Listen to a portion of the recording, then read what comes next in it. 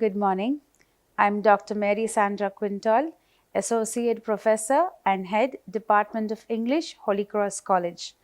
The topic of my e-content is An Elegy Lamenting the Loss of Faith, Dover Beach by Matthew Arnold. The learning objectives are: the learner will be able to recall the spiritual and moral degradation of the age during the Victorian England and learn about what Darwinism had done to man, identify the sensory effect of the poem, and evaluate the poetic technique, the dramatic monologue. Analyze the use of figures and images with reference to the poem. The author's introduction. Thomas Arnold was a son of Matthew Arnold,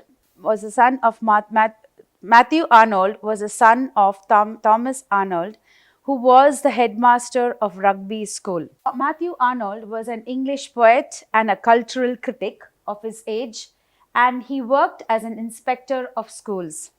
His reputation as a poet and a cultural critic are equal of a very great importance. Just to mention a few examples of his great poems are Shorab and Rustum, The Scholar Gypsy, and Dover Beach.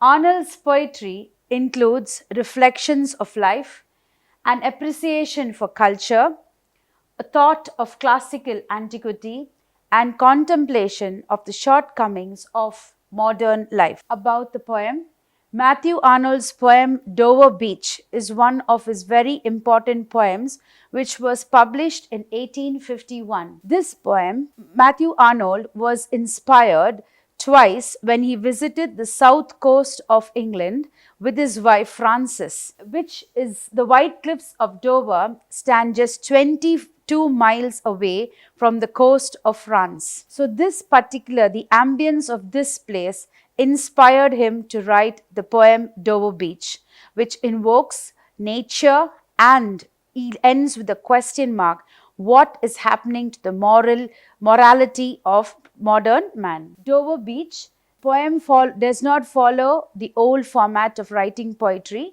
It is an open-ended poem. It has irregular rhyme scheme and rhythm. Dover Beach is a very complex poem.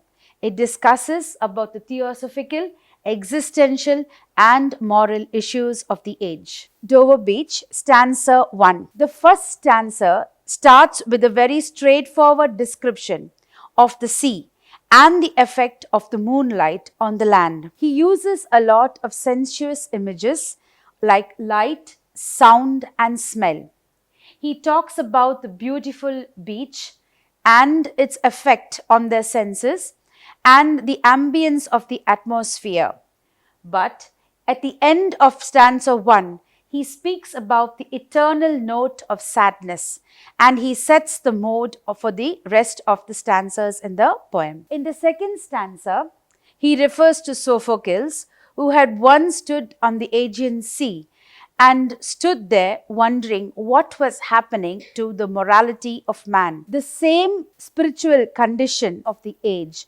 Also, Matthew Arnold thought about like Sophocles in this poem, and he talks about the turbid ebb and flow of human misery.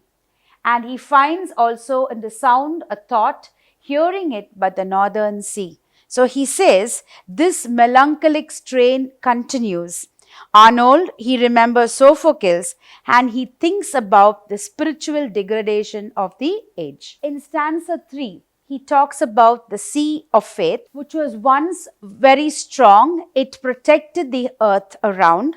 He discusses it enveloped the earth, but it disappeared because of man's change. After the industrialization and Darwin's theory and his theories and his book, Origin of Species, which made man think, why should we connect ourselves to God? So they kept thinking on these lines, and in this stanza, he talks about how man has continued to become melancholic because of this moral degradation. In the last stanza, he calls to his wife and he tells her that both of them together, they have to support each other. And he says, so beautiful, so new. So he wants his wife and him to continue a relationship based on love, understanding, and sharing. But then he goes on to say, had really neither joy, nor love, nor light, no certitude, no peace, no help for pain.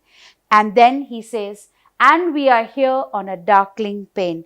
So he continues to say, in spite of nature being beautiful, in spite of nature being serene and calm, but this moral degradation of man during the Victorian age had caused so much of damage.